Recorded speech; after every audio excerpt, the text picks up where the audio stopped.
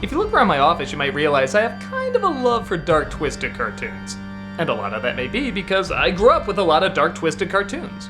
Now, I'm not talking about the ones like Batman or ones that were meant for older kids. I'm talking about the ones that were meant for little kids, and they probably should have been made for little kids. And I loved the hell out of them. I enjoyed how much they scared me. I loved how every time you got through one, you felt a little tougher. So I'm doing a series reacting and reviewing them. We're gonna analyze how creative they are, how dark they are, and if the dark, twisted tone was warranted. So join me in taking a look at some dark Toons.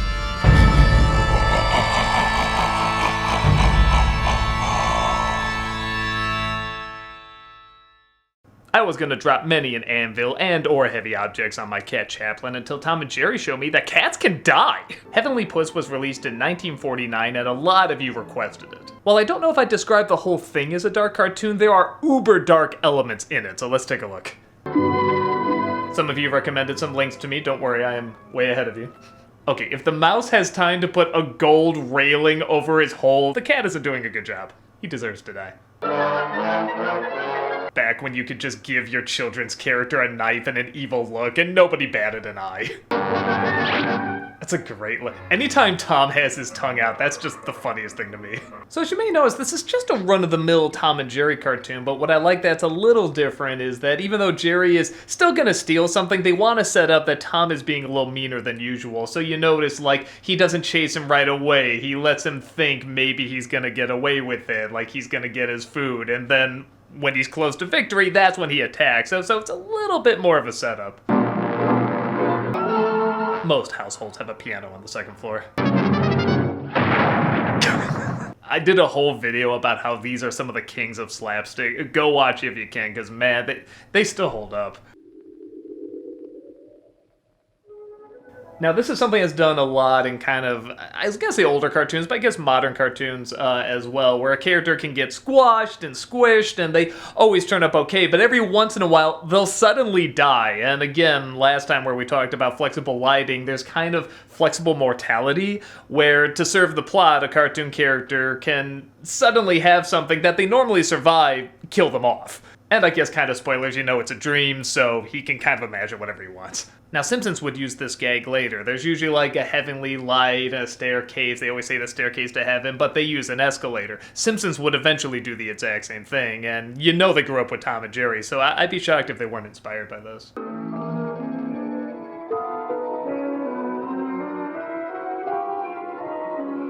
Okay, so here's the thing. Here's one of the reasons I put this on here. The tone in this cartoon is very different from a normal Tom and Jerry cartoon, honestly, than most cartoons at the time, where in a scenario like this, a character dies, there's usually a heavenly light, and they go to heaven real fast, and there's the stuff you see, the pearly gates, and somebody letting people in. But with this one, it goes a lot slower. It's very quiet. You see Tom actually turn around and look at his body. There's just a more adult feel to this one than there usually is in cartoons that do something very similar. The idea of a train is very different too. Usually it's just past the gates, you're in heaven, but I like the idea that the gates are actually to another mode of transportation. If you've ever seen the movie Defending Your Life, they might have taken that from this too, who knows.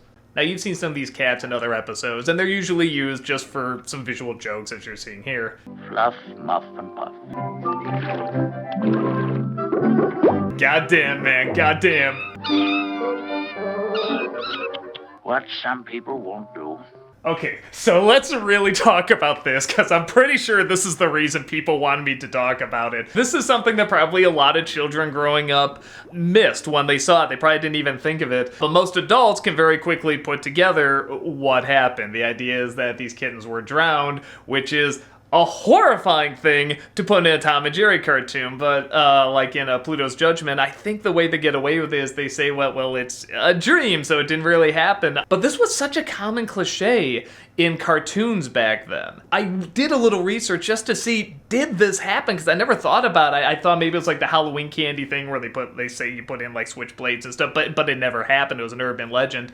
And the most I could find is that apparently this did happen, but there's no like exact numbers of how often it happened, but it must have happened enough that it became like a cliche, I suppose. But it's a grim thing to put in a Tom and Jerry cartoon, so the only thing I can imagine is that this was their way of kind of raising awareness of it. But again, there's As far as I've looked up, there's no exact number, so I have no idea if this was like a common practice or if it's just a cliche that's been, blown out of proportion. It's not something you get until you're older, because most people say when they were a kid, they totally missed it. Nevertheless, goddamn. Apparently, your whole life was spent persecuting an innocent little mouse.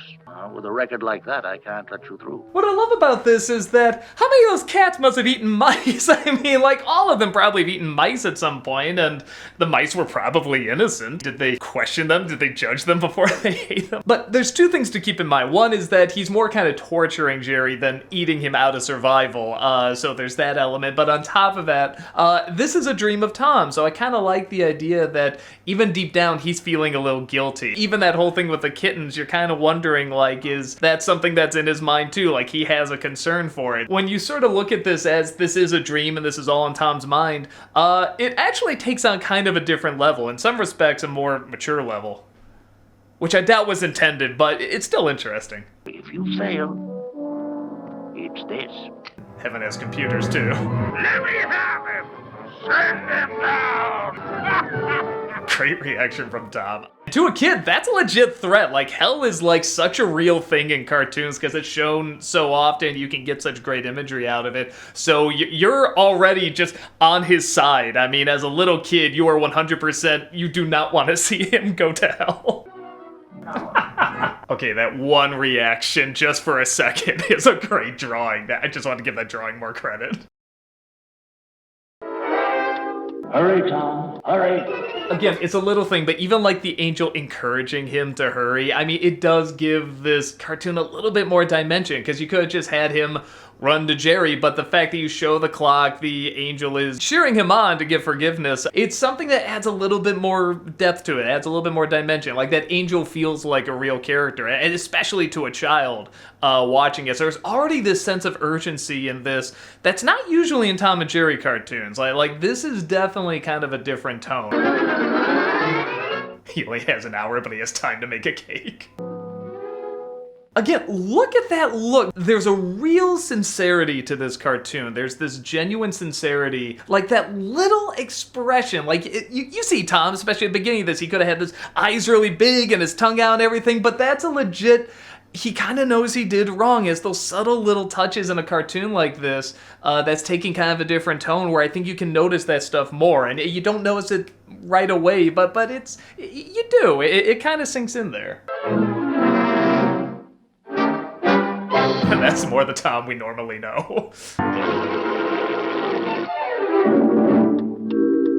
Actually, man, watching this again, you really realize how well established these characters are, because Tom tries to be nice, it doesn't work, he cracks, he goes back to his normal ways, and Jerry just thinks he's playing, so he's just having fun, but you kind of know he wouldn't want Tom to go to hell, so you have both this camaraderie and this hatred, but somehow they work well with each other. Another great expression there. He's legit trying, and you feel it. You feel him trying. Now, to a kid, that's a terrifying moment, because you're wondering, can he tape it up? You don't have much time, and again, you know Jerry's just like, probably doesn't even believe it, but just when you see it ripped up as a kid, you're like, oh no! Like, it's actually very intense, again, because of the tone they set up earlier. I think it's a great cartoon because Tom does go back and forth constantly between wanting to be nice and just getting so frustrated that he reverts back to the very reason that he's probably gonna go to hell here. Hit him and let's go. Come on. That dog is great. Only 2 colors, red and green. Christmas colors, and they surprisingly make him very threatening with them.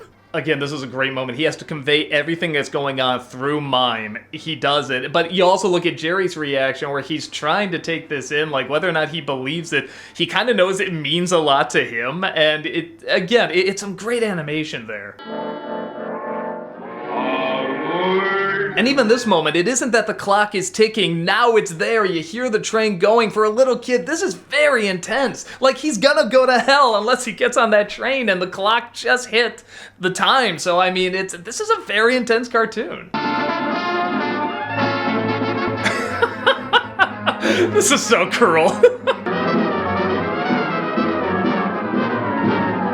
Okay, a couple things here. When you see that staircase disappear, again, to a little kid, that's just such a scary thing. His chance of going to heaven is gone. Then you're immediately followed by the ground opening up. Granted, in a comedic way, but still a scary way. There's the fire and everything. Yeah, you have Tom turning and waving, doing the Wile E. Coyote thing. As soon as he starts falling, that's again, look at the angle on that. That's a very intimidating angle. You could just cut to him going right into the big cauldron there, but no, you have this angle of him falling, and again, to a child where time is very different, those little bits, those little drawings go a long way. As a kid, you don't put together, this is probably gonna be a dream or he's gonna be fine. He's going to hell now. Like, there's no way out of it. So that's, even though it only lasts a few seconds, that's like a terrifying thing. He's not there long, but I mean, not only do you see him go into the cauldron, but you see him like stabbed with that pitchfork. And usually when Tom and Jerry did something with a sharp object, like usually they're being chopped up and they split, like a piece of meat or a banana or something like that. He's being stabbed. You rarely see Tom and Jerry get stabbed in something. So even that imagery, even though there's no blood or anything, is something very uncomfortable for a kid to see. And again, similar to Pluto's Judgment Day, he's by the fireplace, a little bit of firewood falls off and burns him, wakes him up, and he's suddenly friends with the person he was an enemy with. Which is funny because in Pluto's Judgment Day, it was very much about a dog learning how to get along with a cat, and this one it's a cat learning how to get along with a mouse. So I'm curious what Jerry's Judgment Day would be. Merry Christmas, Mr. Potter!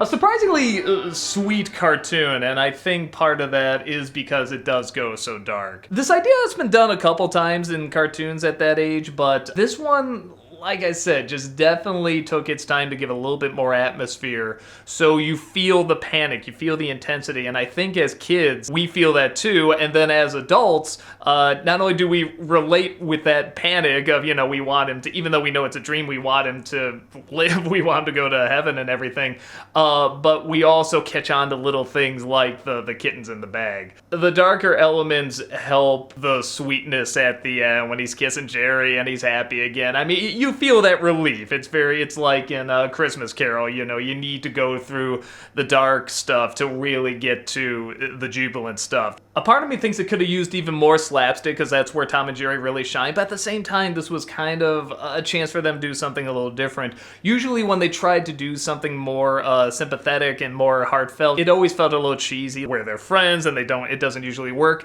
I think in this one, because they have that intensity, you feel the camaraderie at the end. You really feel like Tom is happy to see Jerry and Jerry's legit confused, and it actually adds a lot of heart. Yeah, I really like this one. If you haven't seen it, check it out. Hey everyone, I got a couple of these lined up. If there's any particular cartoon you want me to look at as being very dark or twisted, leave it in the comments below. Again, I'm not really looking for movie scenes or cartoons meant for teenagers or older. I'm talking about ones meant for little kids, but still scare the shit out of you. Whether it's an old cartoon or a new cartoon, let me know what you want me to look at.